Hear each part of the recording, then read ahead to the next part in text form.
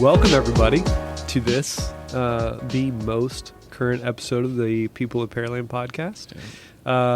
I'm your host, Josh Lee, and I'm sitting here with co-host. The other Josh Heiberger.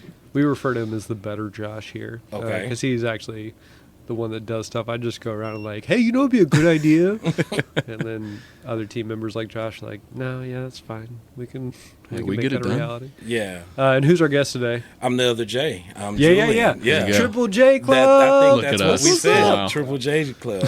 So I'm the other J, Julian. But yeah. I do, you know You this go by by- now. I always say Julian B. Kelly because I love my B in there. So B is for Bernard. Oh. So I love the B. Wait a minute. You told me one time that your nickname was JR.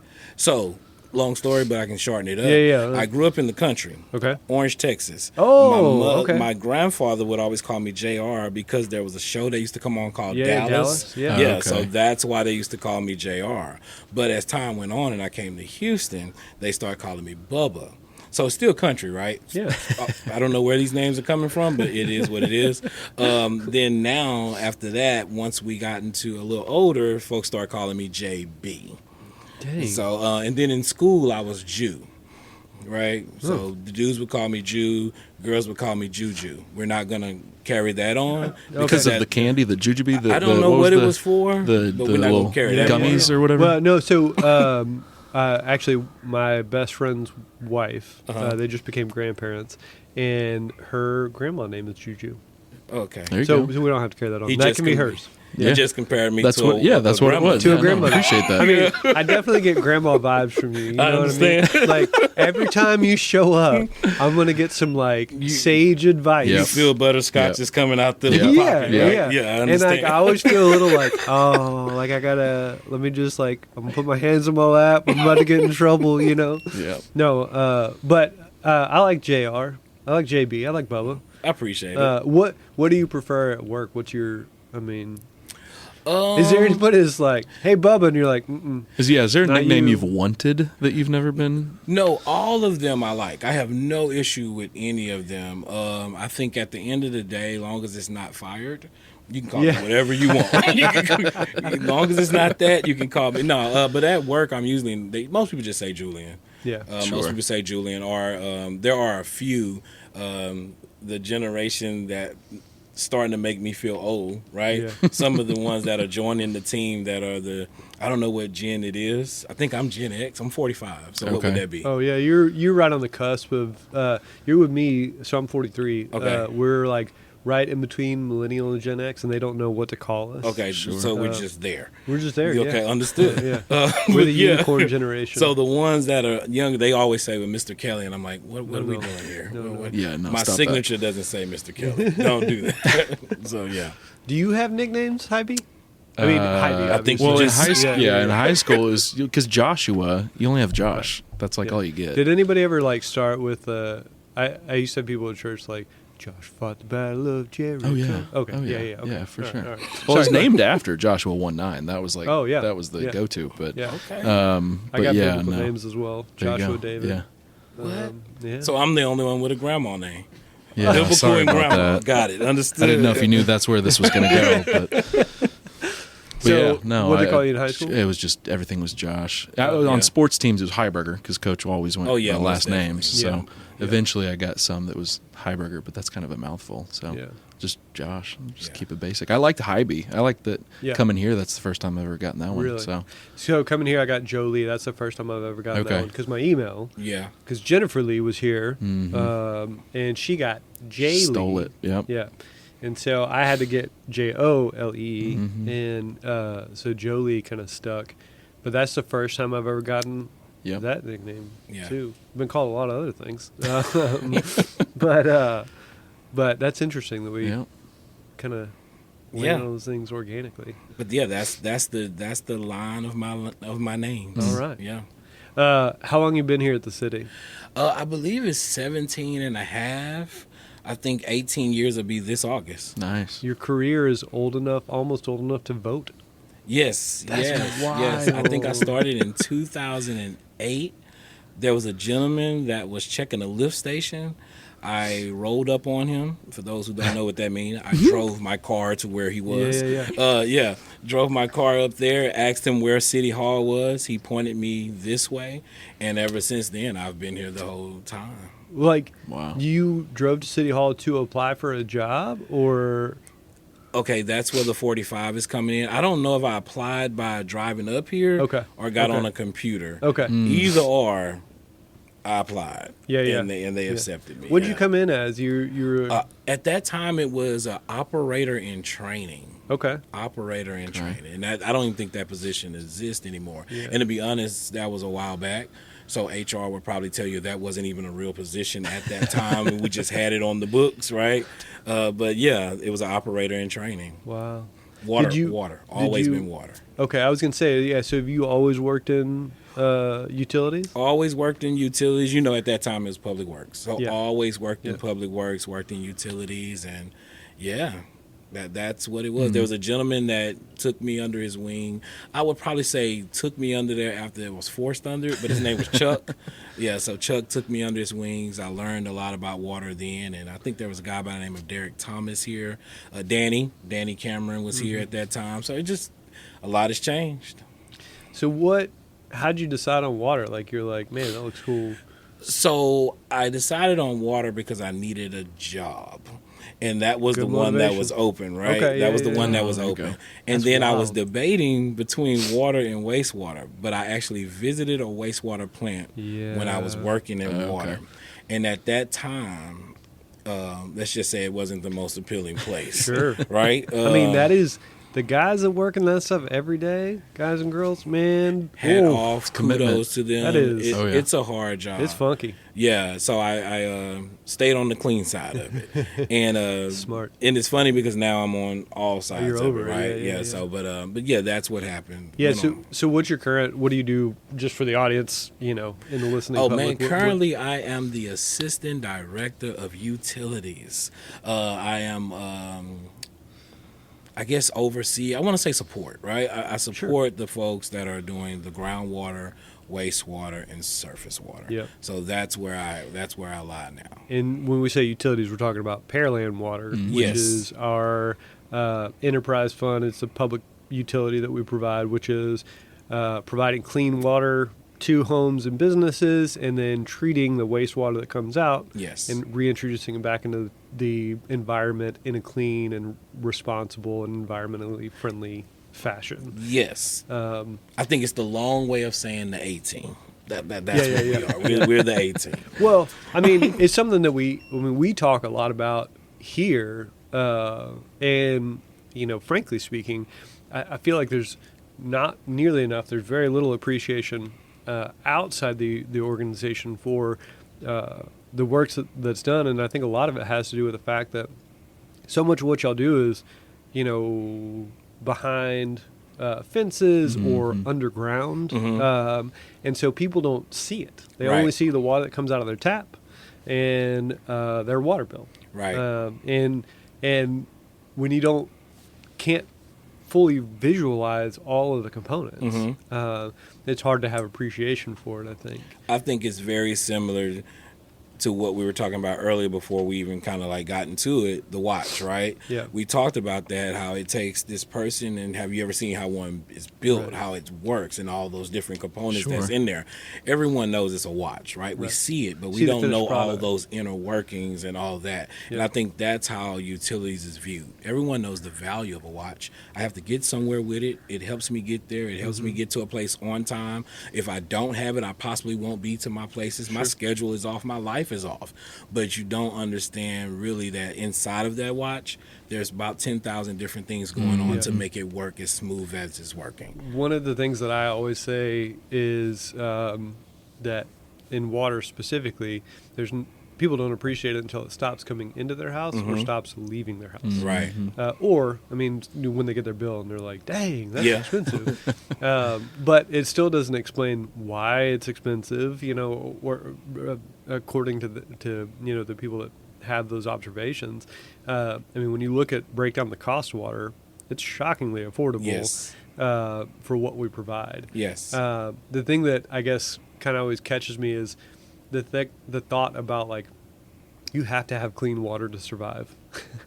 And can you really put a price on that? I mean, people do, obviously, and there are people that feel like it's too expensive. But it's so easy to, in our day and age, take it for granted because it's just always there. We always turn the tap on and it's always there. And we flush the toilet and it always goes away. Right. But there's a giant team in the background that is maintaining that reality. And I'm appreciative of all the effort that y'all put into it. But how big is Pearland Water as an enterprise? So I don't know the number, right?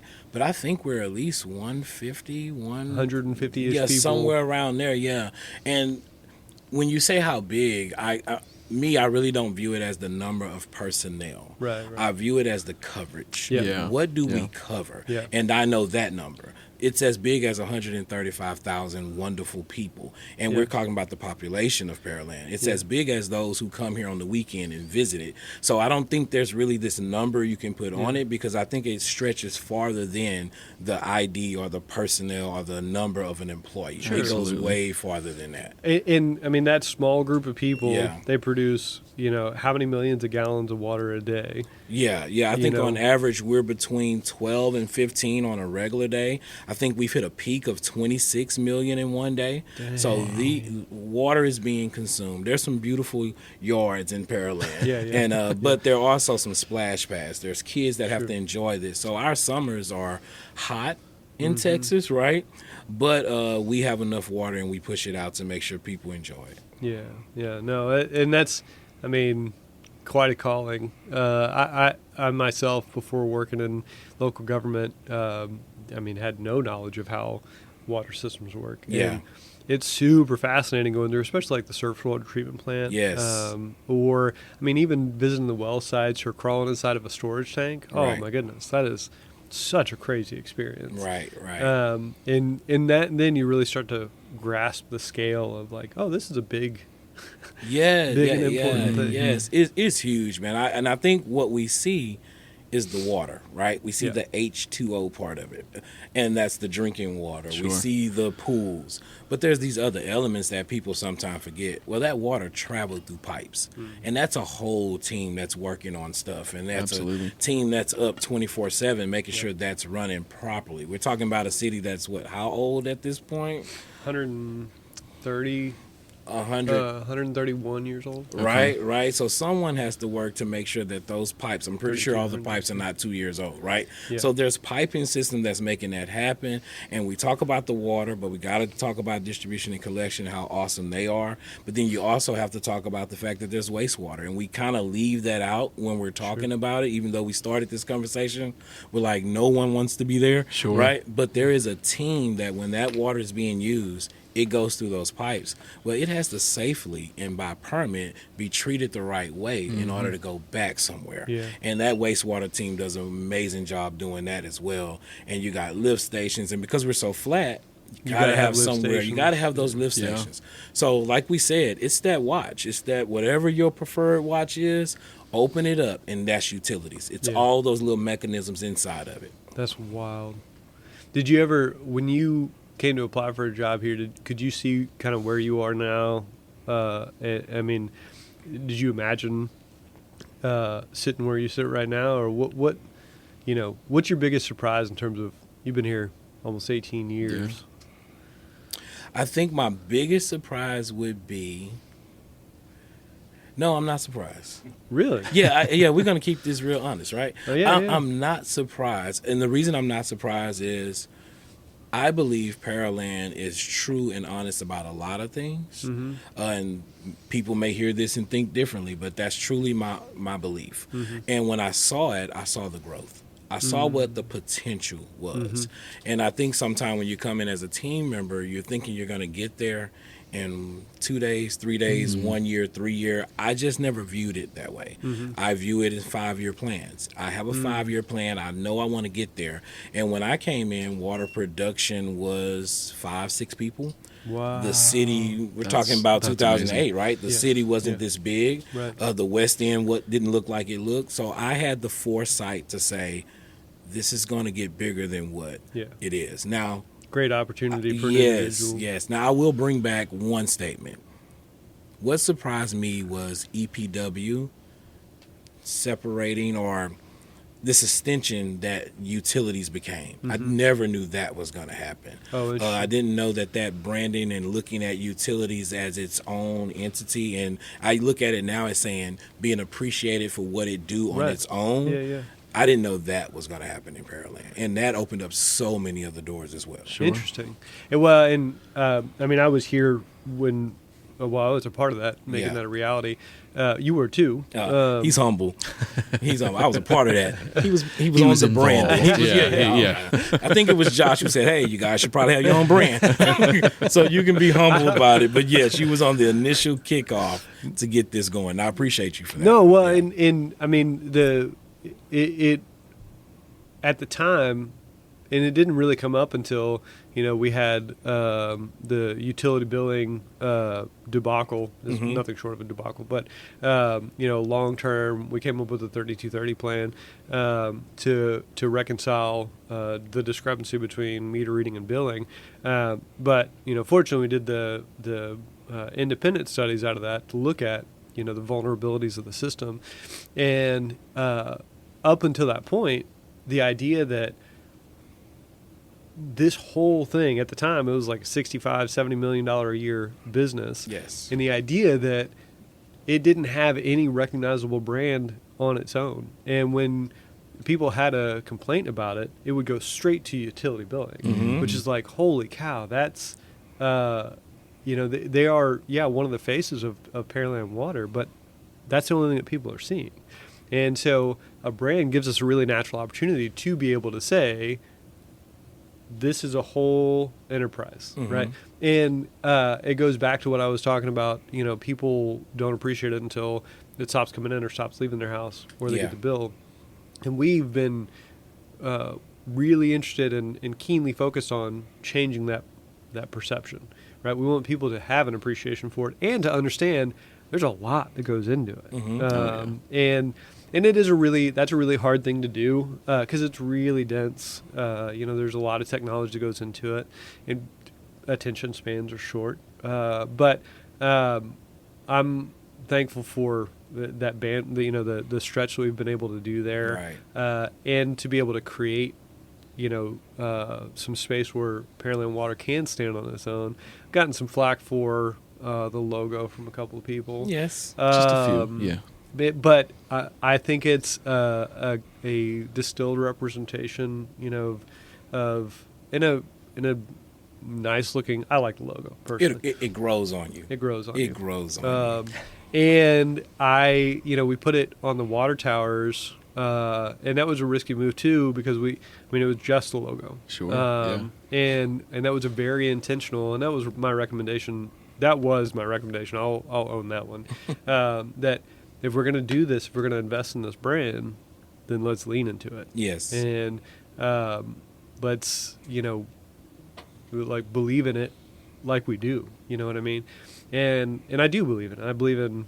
I see the face, I see you out there, and I know the blood, sweat, and tears that y'all are pouring into this stuff. And the brand should be a representation of that, right? And then people should appreciate all the hard work that goes into making that a reality. If people knew how many of your employees were sleeping on the floor of their control rooms during winter storms just to make sure that we didn't lose water pressure, right? The attitude would be completely different. Right. No, but we also aren't big on tooting our own horns like that. Yeah. You know what I mean? They just go out there and do the job that's expected of them, and then continue to march on because it's the right thing to do and because they take their job seriously. No, I agree. I think the sacrifice that they make. I think what we have to remember is, and I hope people remember, we don't have to do anything. I hope people remember that they have families.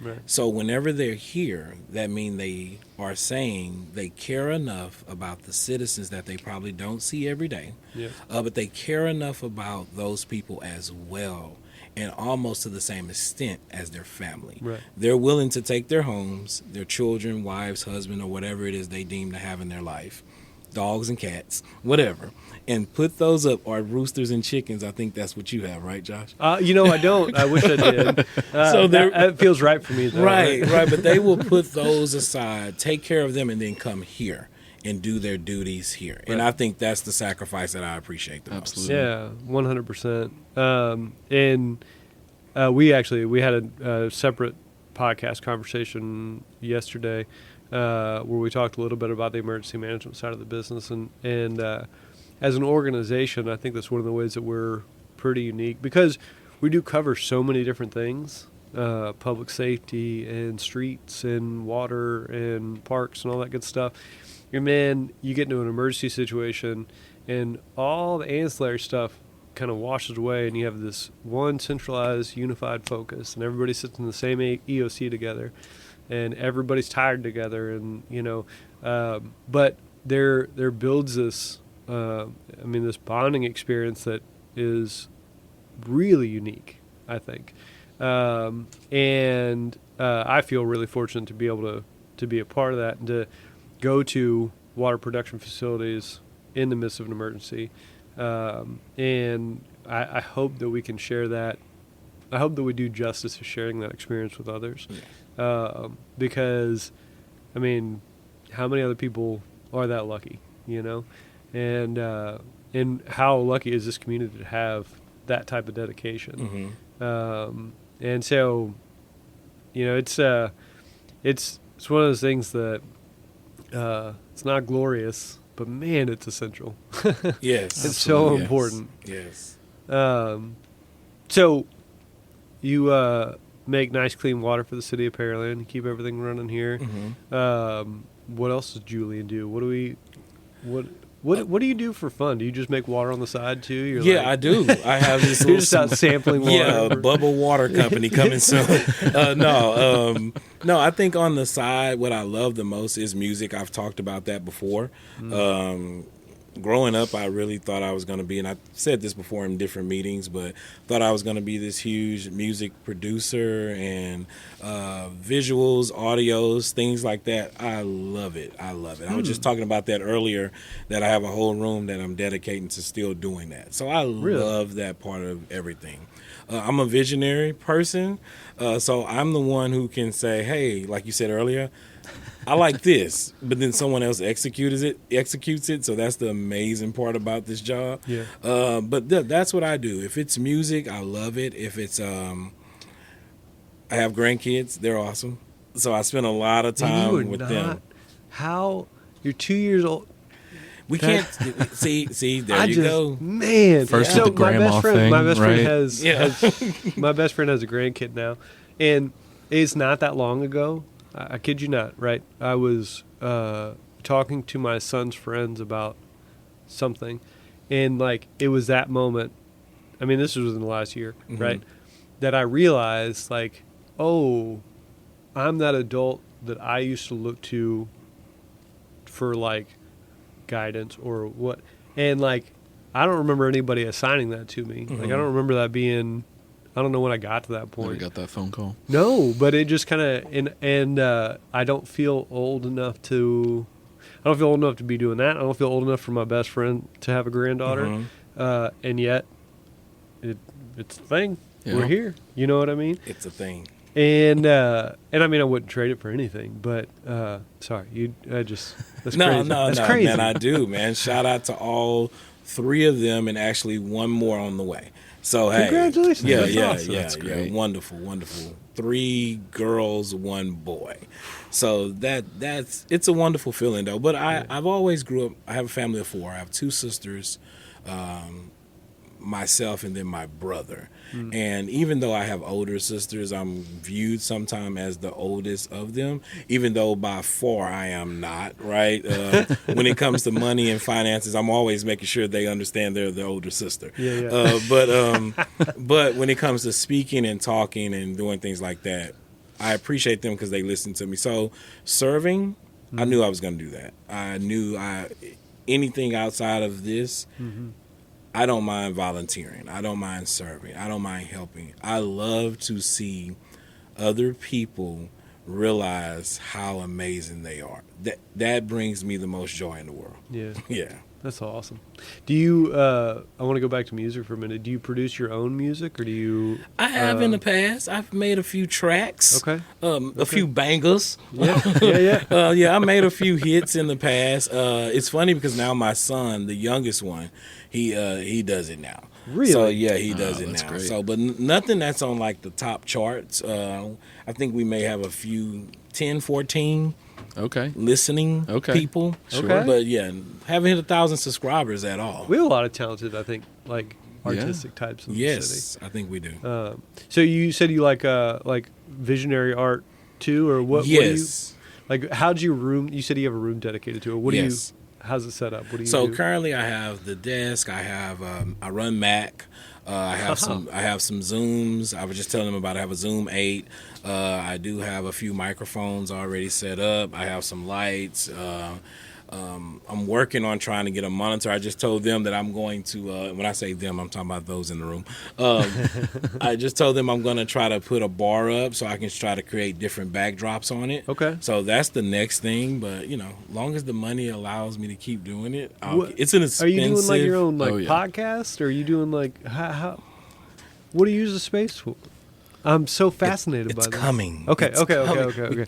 Stay tuned, y'all. Stay tuned, right? Stay tuned. So no, I'm real big on. That's the other part of me. My faith is amazing. I love my faith. I love what I believe in. Yeah. Right. And so I really like to push that out. Ever since I was a kid, I've been a part of ministries. A lot of people joke here at the job, but I've been the young adult leader at my church for years. Oh, wow. So it's about getting those people together, sitting them in the room, and creating content very similar to this, and just having open conversations. Very cool. Yeah, so that's where I wanted to go to.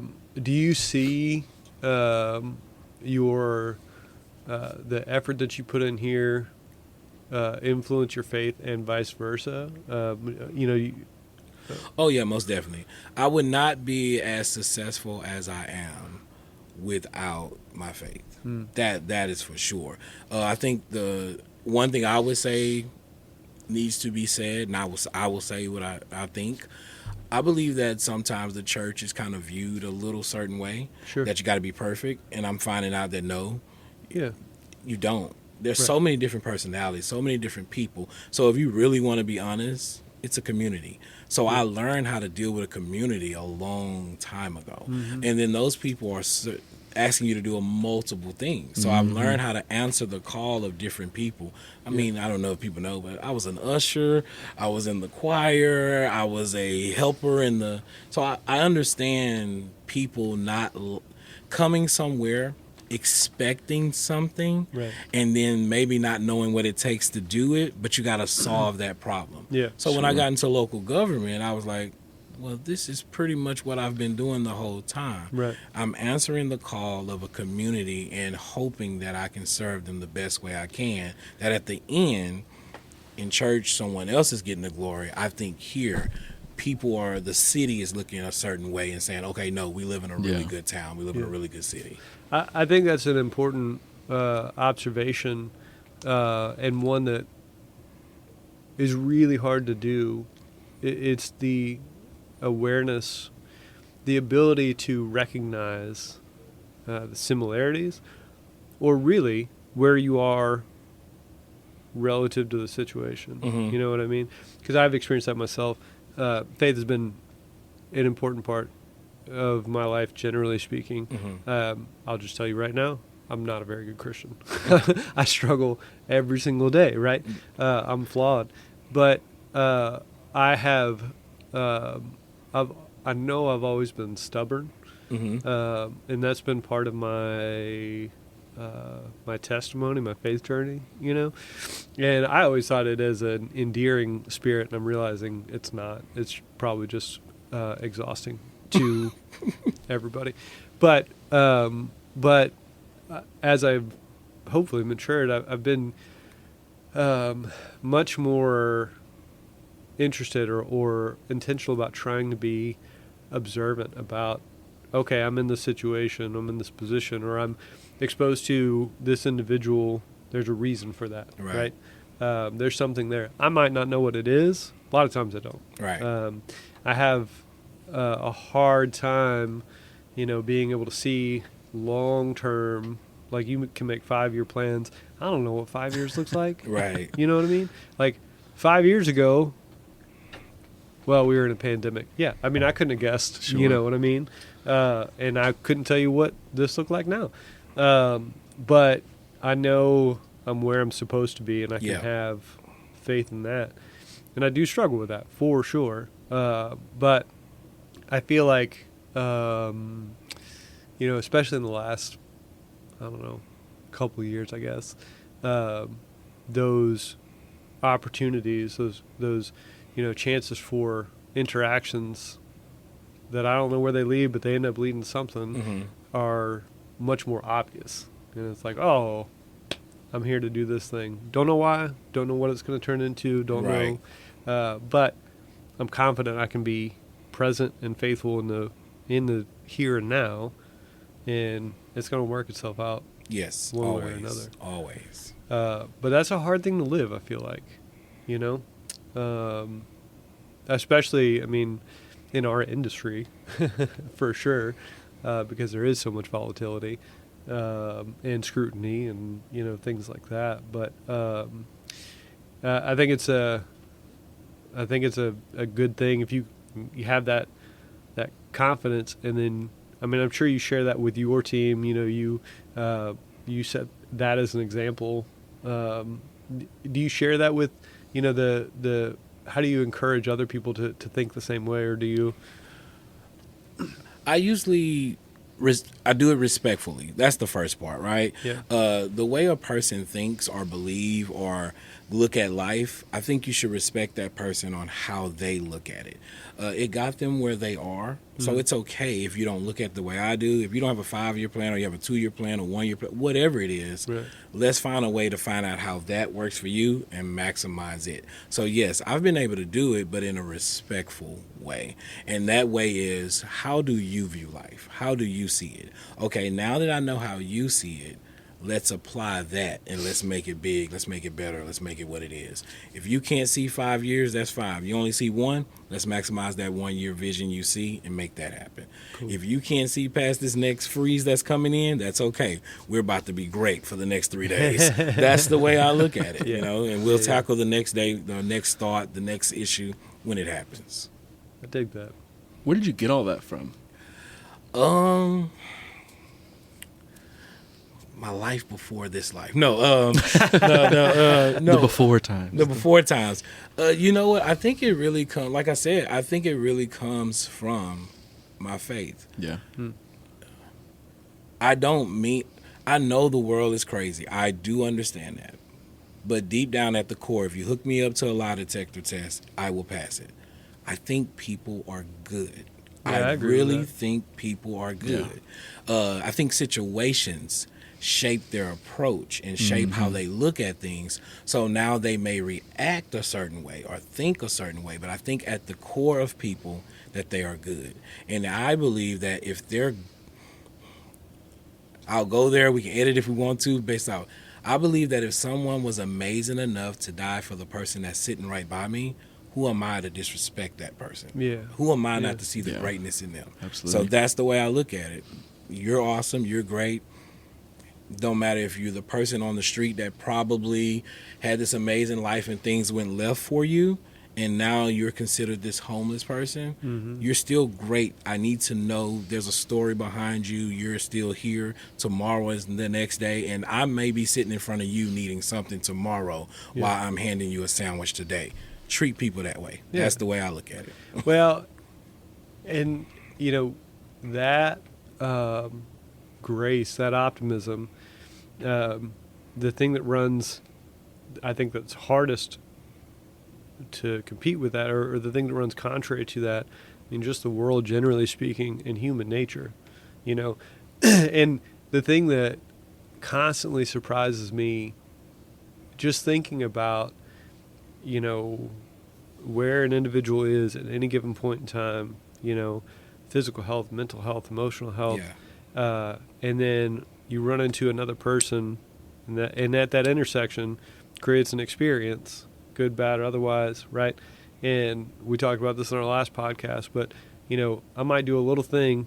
It might be negligible to me. It might not even register as something relevant, but it could have a significant impact on you, or cut deep, or be severely uplifting. And if we're not intentional about each of those touch points, if we're not showing up, bringing weather that lifts other people up, Right.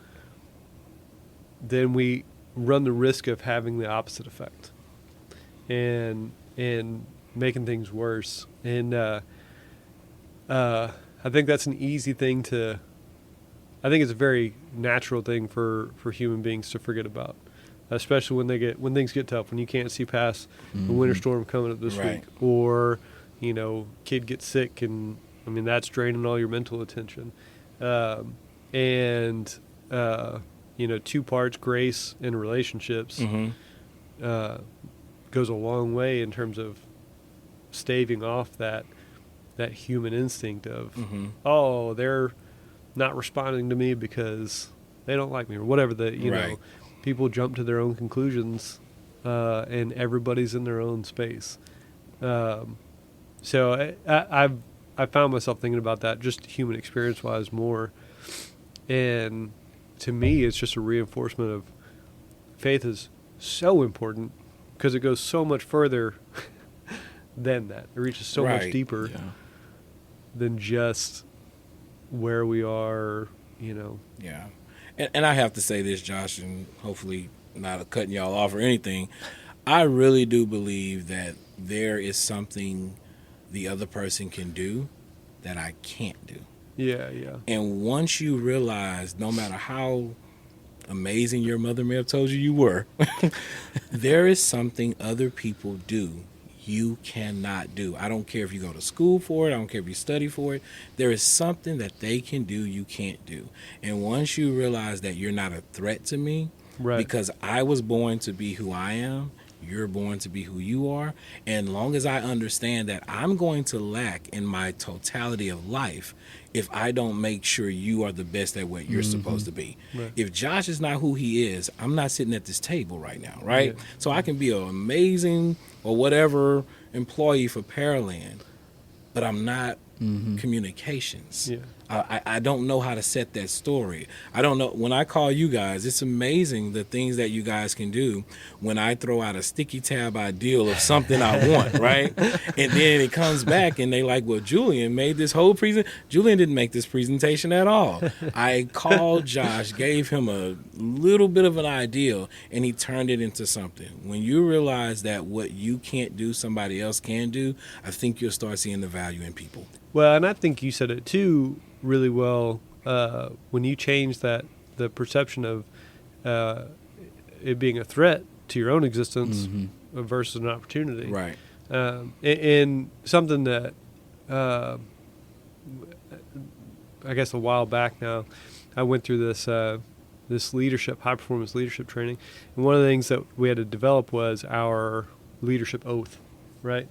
Which I think, having a code, having a statement for your individual self, your why statement, things like that, but also a charge for your team, self-responsibility, all those things is really important.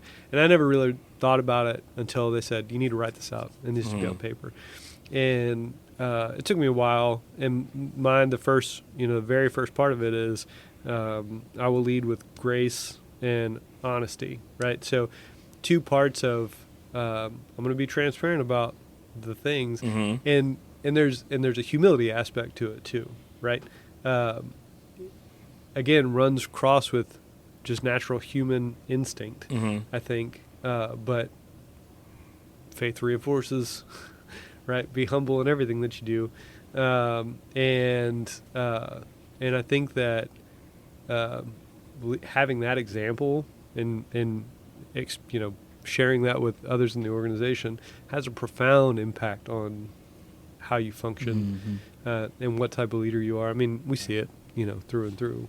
But it's I think it's a really powerful thing, and it's a really hard thing to do Well, you know. You see, Josh done made this very deep, right? The conversation then came very deep here, right? That's okay, though. No, That's okay. I really do appreciate you guys, and I appreciate this opportunity. I really do. You guys are awesome. The people in general, I just think are awesome. They are. No, I think you're right about that, and I mean, we get to see a lot of the people that work for the city, and get to learn a lot about a ton of different things. Yeah. And man, I'm surprised every single time, and it's a shame. I shouldn't be, because I know that there are fantastic people here, but even just beyond the job titles and the working relationships and things like that, we have unbelievable people that work here in every aspect. Right. And to have 940 employees and have such a wide, diverse variety, Right. Set of people is it's really inspiring. So I guess that gets me to, we always like to close these out with why we do what we do. No, we're not closing. We got time. No, let's go. Yeah, no, you're right. What else you want to talk about? I can sit here all day long, man. The why, right? Yeah, Go ahead, why? I'm listening. What you've been doing this for almost 18 years. I can't even fathom. I'd love to calculate how much water you've cleaned in that time, like either directly or indirectly, but Yeah. like I flushed a lot of toilets. billions Yeah. of gallons. Like we got to quantify that at some point in time. But what's your motivation? What's the thing that gets you going every day, other than being a snazzy dresser and musician, all that good stuff? I appreciate that. I would have to say, and hopefully it comes out correctly, my motivation will have to be the fact that there were people before me that did not have the opportunities that I am awarded. For whatever reason that may be. You can take it back to whatever year you want to take it to. There are people that look like me, talk like me, unfortunately, in the America that we live in, didn't have the same opportunities that I have. And sometimes we always want to go back to a literature book to figure that out, or a history book. But you can probably talk to your grandmother, and they can tell you how things were, right? So for me, I can say there are people in my family that I can still talk to that they were making $6, $7, $8 an hour, right? And feeding families of 4. So my motivation is I have to keep in mind that the very house that I live in, that I love it, right? The very car that I drive that probably costs what it cost, the clothes that I wear, I have to keep in mind that there was someone that walked, was thrown in jail, was talked about, hurt, so I can live this life that I'm living. Yeah. And that is motivation in itself. Sure. How dare I disrespect people that came before me, that paved the way so I can be where I am? So that's the first one. Yep. The second one would be I have to make sure I clarify that with sometimes, and again, I'm going to be open and honest, sometimes we forget the people that partnered with people to help them get to that situation. Yeah. For example, it's January, we're going into February. February is usually considered Black History Month, right? We go into that. But I just think that what I love about the generation now is we're starting to reveal not only were there people that look like me, an African American, but there were people of different race that combined with those people that were African American to make sure we had these opportunities to sit in this room.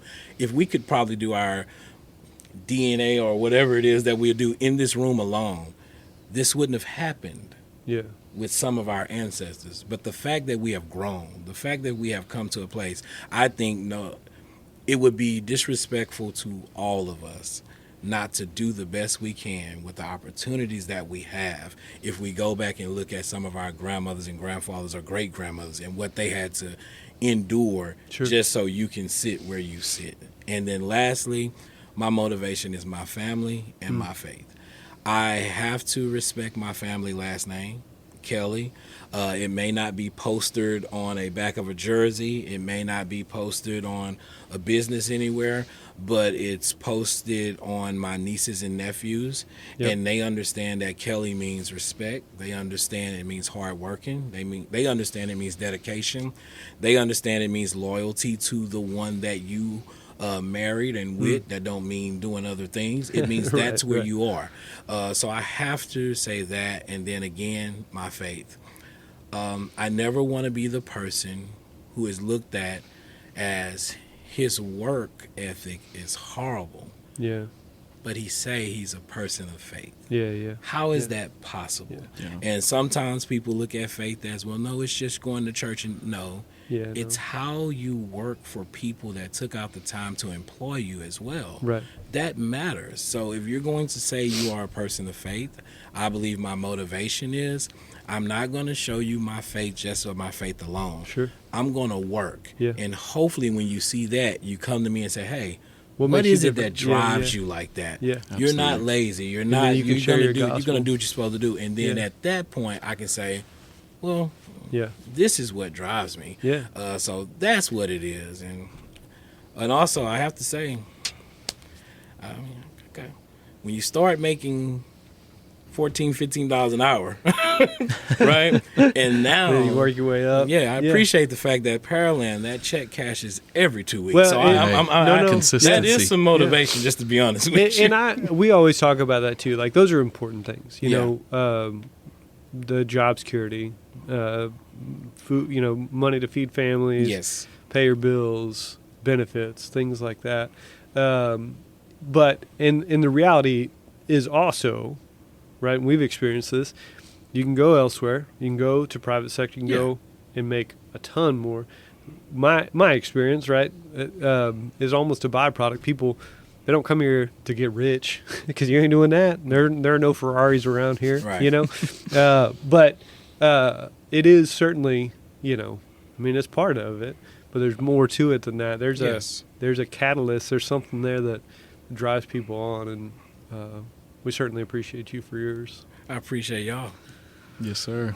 All right. Any follow-up comments, last words of wisdom? I was going to ask him. I know that we just talked about the why, but anybody listening, what would you want to give them as a closing comment or encouragement? I know that people all across the city and residents, I mean, anybody could be listening to this. Globally, too. I mean, this is not global. just- Yeah, We are we're international, international. I mean, hey. Caught the stray Mr. Canadian viewer Mr. one time, Worldwide. so Right. No, I would say this. I appreciate what people do. And I know that's probably an anthem you're going to hear me say. Yeah. So if there are people that are listening inside the organization, outside the organization, I'm going to say this much. I appreciate what you do. And I will say that I'm impressed by what you do. If you're in the fire department, I'm impressed by that. I'm not going to run into a fire. That's probably not going to happen, right? So I'm impressed that there's people that have the courage to do that. So I'm impressed by that. I'm impressed by police officers. No matter what their rep may be or what people may think of them, I'm impressed by the fact that they have the ability and the courage to go up to a situation and not knowing what the outcome will be and still go with the courage and the respect to do it. That's amazing to me. I'm impressed by those paramedics who are able to say, look, I know you're bloody. I don't know what the situation is, but I'm finna jump in and try to save this life before you get to the doctor. So I'm impressed by that. That throws me. I'm impressed by people who are able to go catch a stray dog. I am impressed. Like I said earlier, what I can't do, when I see someone else doing it, it impresses me. So that's what I would say is whatever you're doing today, stay focused, keep doing it, see if it's your calling. And if it's not your calling, you're going to wake up tomorrow and you got a chance to find another one. Yeah. Dig it. there you go. Words to live by. Thank you, JR. Appreciate y'all. JB, Bubba, Yeah. Hey. Juju. Hey. All right. On the next episode, we'll talk about Jordans and There you petites. go. The follow-up. That sounds Yes, good. sir. All right. Appreciate Thank y'all, everybody. Thanks for listening. We'll see you next time. Later.